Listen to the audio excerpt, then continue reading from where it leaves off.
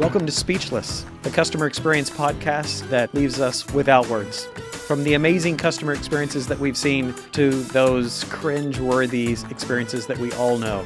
We will look at all of these experiences and understand how people are treated by businesses and how people remember those businesses. We won't be mentioning any brands by name to maybe praise the worthy, but to also protect the guilty. I'm Matthew Storm, and I'm speechless. Today I have a guest that I met, it's been about 5 years now. We were in Atlanta, and I was one of his first guests on a podcast a long, long time ago. And we were introduced through some common friends that we have. And then we were just reintroduced. And so welcome to the show, Thomas. How are you? Matthew, always great to spend some time with you. And you weren't just one of my first guests. You were the first attempt at podcasting I ever did. I bought equipment, I showed up in your office, and I pretended I knew what I was doing. By the way, it was seven years ago. Oh, that's right. When we had cables and headsets and everything running. I still have it. Haven't used it since. Only recording it. Well, just so you know, Thomas Helfrich is the founder of InstantlyRelevant.com and also the Cut the Tie podcast and Own Your Own Success. And he has over 1 million subscribers on his podcast, something that I aspire to. Clearly, we don't have here on Speechless yet. But whenever we started chatting again just in this last week or two, it just made me think that we should have an ongoing conversation about what good customer experience means to you. Because often you're talking about someone's approach to how they interact with customers and prospects, especially on LinkedIn, of course. And how we, have great experiences also means having good experiences. Because trust me, I get, Thomas, I'm not going to lie. I get probably 3 or 4 emails a week, people thinking that I definitely want to own my own business because I think it has something to do with my age. Or obviously for lead gen solutions from, all over the world, as we say. And then all the others are just, they're essays of just, paragraphs of why I need their AI in my solution and all these kinds of things. And so even those experiences that we have, to me, aren't always the best.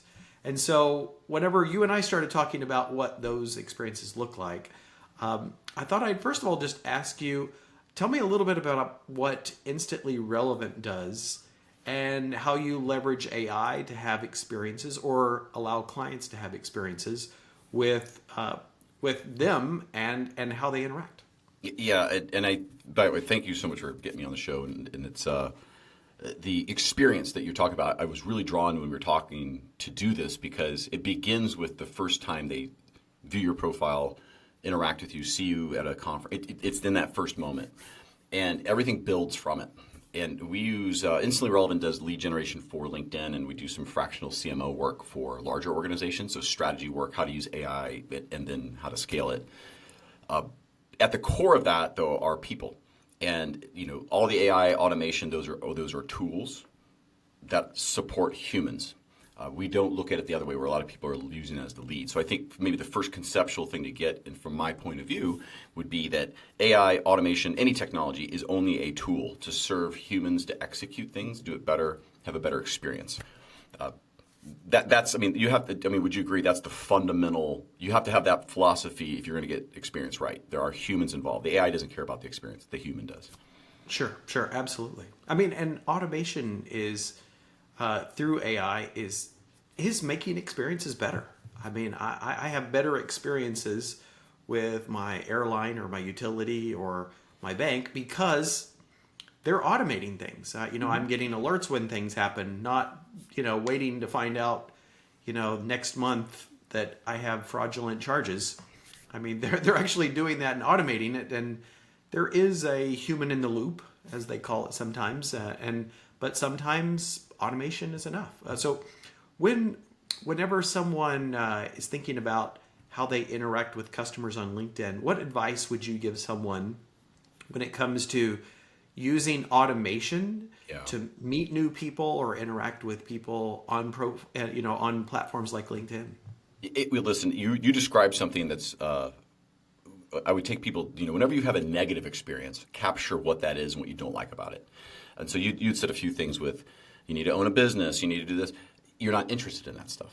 And so if you're first doing your outreach to whatever your group is, you have to understand the ideal customer profile, the ICP as it's called, of why you'd be interacting with them and what the purpose is and what you're going to be able to offer to them before you sent them a note, reached out, or anything. So as you look at your own profile and you're annoyed by this, or maybe you're not annoyed that someone's asking you to own a business, it's just not the right time, so you don't get put off, but then the essays put you off. You're like, get out of my inbox. The endless interactions of, hey, we'll do lead gen for whatever, all that, you notice that. And what you could leverage in your own outreach solutions, once you understand that customer that you're trying to reach, what you solve for them, that you can prove it, is the input into AI, or let's just say ChatGPT for that matter. Here's all the things I hate about these outreaches. Here's the ones I do interact with. And so we did that, and when I found what works best in anything, and to set stage, Instant Relevant's been around 5 years. I have tried everything on LinkedIn that's allowed, not allowed, possible to see what works for generating leads. I'm not going to go into the details, but I promise you I've tried more things than anybody has ever anyway, just never got my account kicked out, but I promise you I pushed the limit. So what we've landed on that works best are the following mechanisms. One, AI is different than automation. So AI can help you understand what you should write. Automation will just send it. So first and foremost, keep it short. Load it with enough purpose and value of why they should connect with you or interact with you. And typically try to ask a question that serves to help them. Here's our example. Someone looks at my profile, it replies back, hey, well, you checked out my profile. What was interesting? Was it the AI marketing that delivers, or the 1 million subscribers on our podcast, Cut the Tie? Period. You might be a good guest. Intrigue. Connection rate's like 88%. The interest, we have a technology that looks at it, right? The point is I think maybe I would be a good guest. And then it nails down why they're interested. So the point being is I have value coming back. Now, when we're doing colder outreach, I do it very specifically. So for us, right now, one of the campaigns is we're looking at people near the Alpharetta, Georgia area, northern suburb. I literally lead with, I am off exit 11, Windward Parkway. I live in Windward Community. How about you? And, how about you up for a coffee or Zoom to just make first introduction? Question again. I'm local. I just said basically, I'm just, peer-to-peer, let's meet. That works really, really well, too, on a cold outreach. I don't try to sell in it. I don't write an essay. I don't say anything they don't want. And when you take those philosophies into your outreach initially, where you're serving, you're giving, you're not asking for anything initially, The analogy I'd give you, you go to a gas station, someone comes up to you and goes, give me $10. They're asking for something with no value to you. If anything, you feel under risk or you feel threatened by it. You're doing the same thing if you're doing it on LinkedIn, just slightly different level of risk and, potential harm to yourself. I'd say that way. Sure. But the last time, it's funny you mentioned that analogy. The last time I gave someone money in that scenario, it wasn't like that. Like, hey, was wondering, it was actually at a gas pump. Someone was at another gas pump, and you could tell there was a whole car full of people there, probably a family.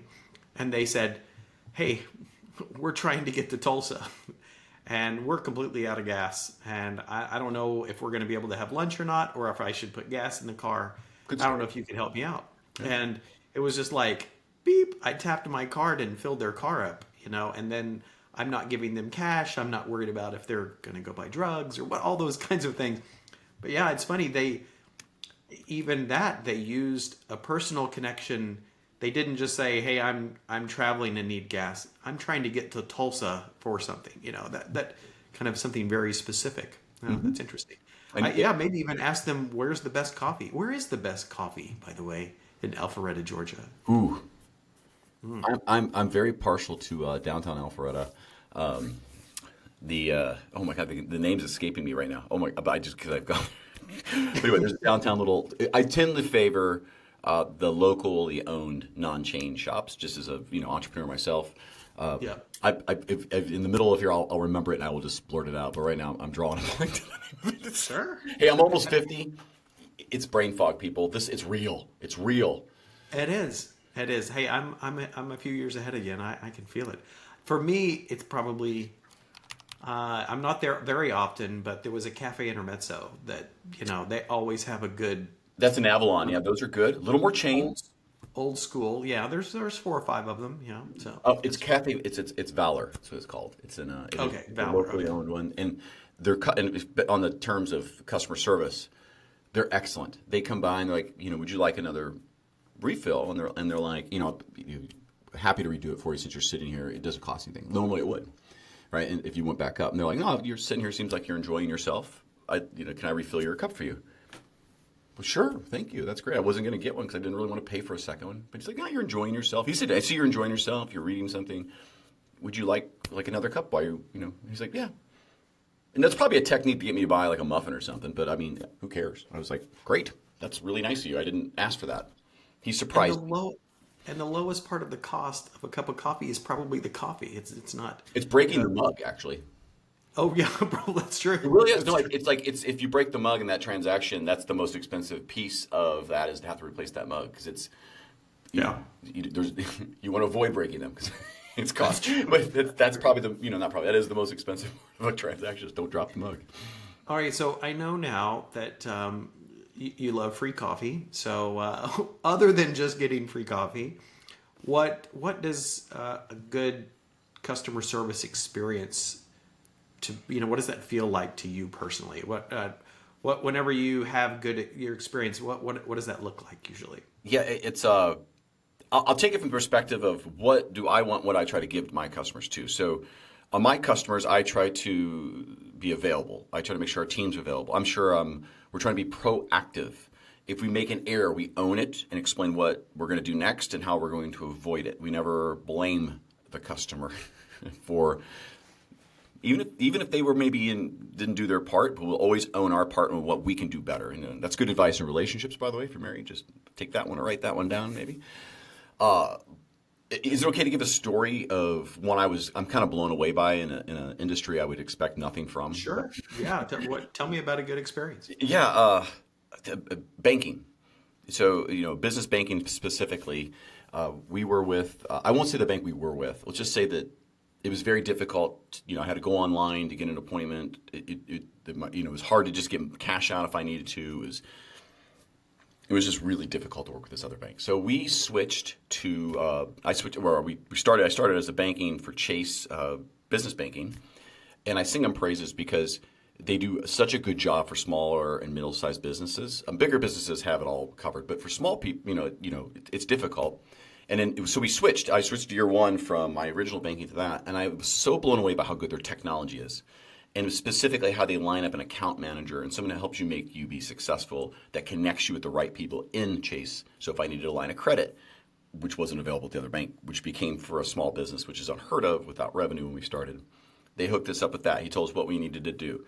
He said, hey, once you set your banking up this way, I'll keep an eye on it, meaning like you don't have enough cash in your account yet, so we're going to get you on the free one, but as soon as you cross over, I'll move you to the next level, and then it removes all the wire fees, and you get this extra card. And then he said, hey, listen, if you move your 401ks over, it deepens the relationship with us, so you become part of private client. So we move that, or I move that over. And then I moved our personal stuff over.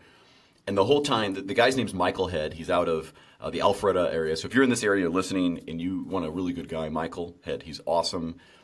He goes beyond, though. He'll let us know.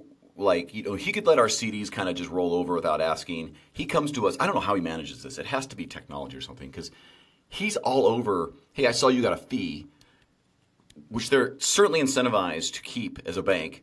He said, I saw you saw a fee because we had a late pay on a customer, and our accounts dropped just like a day over with the minimal thresholds where we got some kind of $15 fee. 15 is not much. He went back in, called the group, and said, hey, can you refund that for him? Not ask, didn't do it. Small amount of money, was insignificant. I wouldn't even noticed it. Accounting wouldn't have brought it to my attention. And he took care of it and said, hey, I took care of that for you. Let me know if if you need anything. Do you need to increase the line of credit? He what's going on? He took an interest. He has hundreds of accounts. I don't know how he did it. Maybe you know. But that level of detail, he for sure is using some kind of technology alert of a way to he wasn't trying to sell me anything. He was just taking care of a problem that I didn't know I had. Sure. So I would probably classify that as an example of human in the loop. People say that phrase a lot with AI that that it's not just AI. I like what you said. AI is creating what you should say, and automation is just sending it.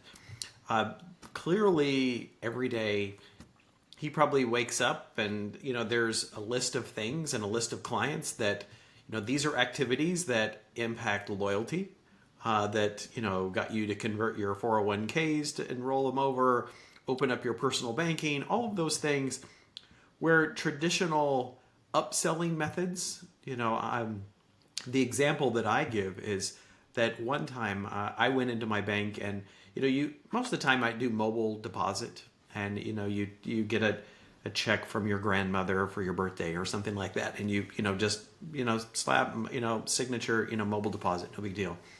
But I think it was proceeds from selling a car or something, but there's a limit with mobile deposit. So I actually walked into a branch and stood in line, and I was kind of looking around. I hadn't been in a bank in a long time, and waited, and there were actually 2 or 3 people in line in front of me. I got up to the teller, and the teller, I said, I'm depositing this check. I wasn't able to do it. I actually even said my excuse, like, I wasn't able to do this in the mobile app, just letting them know that I'm technically able to do it, right? And while we were talking, this other banker walked around behind the teller, and they were kind of doing this, like looking at the screen of the teller. And I thought, oh, maybe this person's under training. And as they were processing the transaction, preparing this receipt, the person behind them says, Mr. Storm, do you have just a second?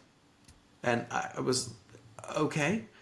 And this person came out from behind the little teller world and opened the door and came out into the lobby and said, if you have a second, would you mind having a seat with me? And I was like, okay. And I'm thinking either something's wrong or I'm about to be upsold, right? And sure enough, we sit down, and they were like what I would call over-the-shoulder spying on the teller of my account, probably seeing my balance, what kind of accounts, that I have a savings account, that I have this, and probably my average monthly deposit or something is on that screen. And then proceeded to upsell me on different programs that they had. By the way, tell me about your mortgage. And I was like, my mortgage is fine, and well, tell me about, do you know if your credit card, and it was just like it felt like an upselling game of roulette. Like, how about this? Throw it all on the wall. Let's see which one sticks, kind of idea. Yeah, exactly. Do you have a child that goes to college? No. Black 29. Do you have this? Yeah.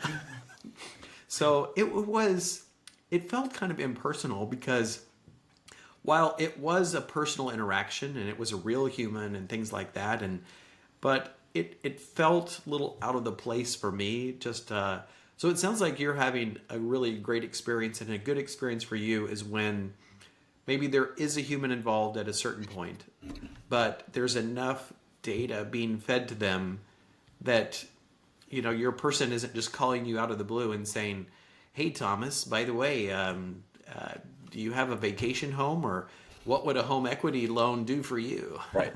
Well, in your example, if that person said, hey, I want to sit down because I just need a moment to do it, I've raised your deposit limits mobily from $1,500 to $5,000. If you're okay with that, but you have to sign off on it, so I needed you to kind of step over here. We couldn't do it at the teller. If you said, hell yeah, thank you, you're definitely more receptive to, do you get checks like this a lot? Like, listen, one of the things you could do is this. I see you have a chunk of money here. You would have listened because they solved the problem for you first. And that's what my one guy does. He's like, if you're going to do this, we had talked about maybe buying a franchise. He's like, all right, well, we don't do the RBS, the ROB system, but I can, I think I know a guy or two in my network I can introduce you to. That hurts him because that's assets under management that would leave because they don't do it. He still said, I'll do that for you because. And we're not like some big account. Like, if anything, we're just barely squeaking into their right. And so his list of accounts that he should be looking at we will not be anywhere near the top of that, not even close. And he still does it. And I'll give you an example of an online one. Amazon, just absolutely love them. I know you guys do a lot of work with them, but this is not in any way to. I'm just being dead. I absolutely love that I can solve via chat everything I possibly need with Amazon. I have never had to call them. ever. And I've never been disappointed in their resolve or decisions. And they've had a couple of vendors say, hey, we can't turn this back. And I say, what can you do? And they're like, listen, we'll give you a credit, just keep it. And I'm like, that can't be good for somebody. But I'm like, that's like, it's unbelievable to me, like how well they can do that with AI. And it's all programmed behind with math and profitability and making sure you don't ever think of doing anything else or going to Walmart or going to someplace else to buy anything. I absolutely love it. It's amazing what they can do there with an AI. It's a mix of AI and probably some human oversight, but I don't even care. It's like so good. It is. And again, if you can accomplish 95, 99% of tasks, the costs associated with that, it's usually the outliers though that, something has to be really, really weird for you to have to talk to somebody at Amazon, right? And it's the same for me with even my airline. I fly American Airlines a ton. I'm executive platinum, and I just, something has to, if I can't do it on the app and I can't do it myself, it's really, really strange. And every once in a while, you call and you get that, there was this strange thing. I wasn't able to, put 3 flight credits on this new ticket that I had for flights that got canceled or changed.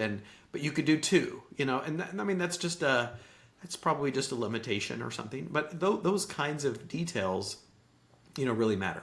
But you know what? I'm going to go back to what you said before about do something for me first before asking for additional things. I wish more brands would, instead of just saying, by the way, this just happened, this is the automation, or would you like to upsell, would you want fries with that kind of thing?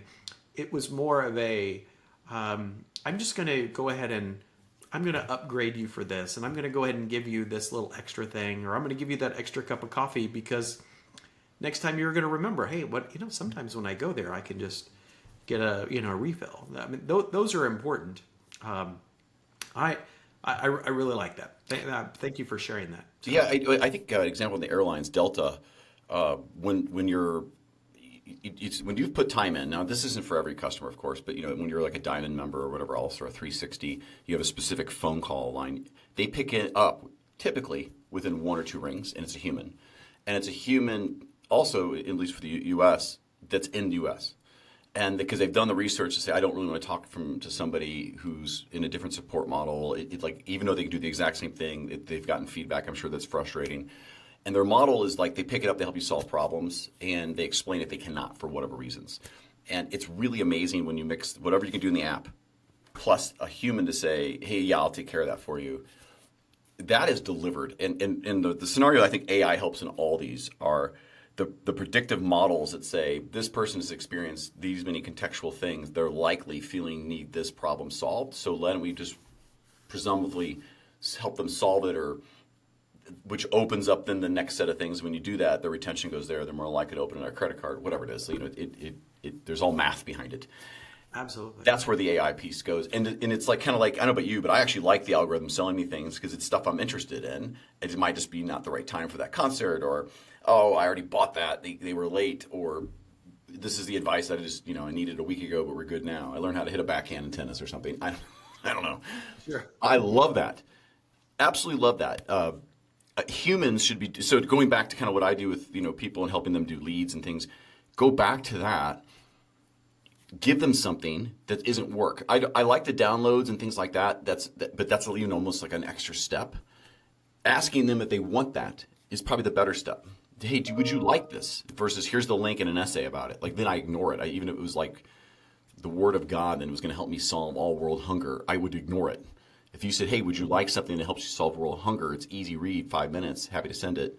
I'd probably say yes. So your stylistic of how you interact with people as a human level, or having your technology do it, is super important. And going back to what we originally said, that sets the stage of first impression, which still matters. And if you have a B2B business specifically and you end up meeting them, you're credit in because you've always acted with respect and in their interest first. And they know you want to sell something, but they don't care about that typically, especially in businesses. I want my job to be easy. I don't want to get fired, and I don't mind spending the budget with the one that I think is going to be the best person I actually want to interact with because I have to. keep that all in mind because they're going to pick a B2B business sale is still done by a human. They may use technology to assess it, but one of them is quantitative and one of them is qualitative in the assessment. And that qualitative piece is who do we trust? Why? What do they do? Sure. And that's one of the pieces that I'd say is part of customer service that starts on the first interaction out. Sure. And that is also what scares me sometimes about businesses or a specific task that's running in what I call full AI mode. That there's no way out. That there is no human in the loop. There's no way to click to a human. There's no way to click 0 and get to an agent. The way you interact with our business is this way, and that's just it is. And I was actually just speaking with a group of folks that are really in the small business space. And your experience that you were having with Chase, for example, is sometimes unusual because usually on the S of the SMB side of most businesses, that's when you don't get the VIP routing. You don't get the VIP treatment. We only do that in an automated way. Or there is a fee if you have to, have a human in the loop. So if a business was looking at a specific task to run in full AI mode so that we can do this and we can solve 99% of our things and we really don't need to have a human in the loop. What cautions would you give to someone when they're thinking of a particular task that's fully automated that way, using AI or not? Yeah, and I think maybe just a good way to kind of, as we close our time together a little bit, is to look at like the future of where AI will take that and how people should be leveraging it. And I think if I look back to 5 years ago, we were on OpenAI's beta several years before anyone knew it as GPT, and I've seen it progress and how well it's done.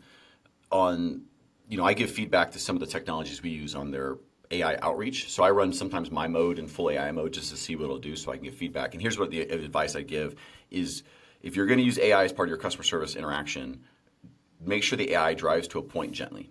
So what I mean by that is if your technology like ours is about appointment setting, don't get in a conversation on the specs of servers and how memory works with AWS.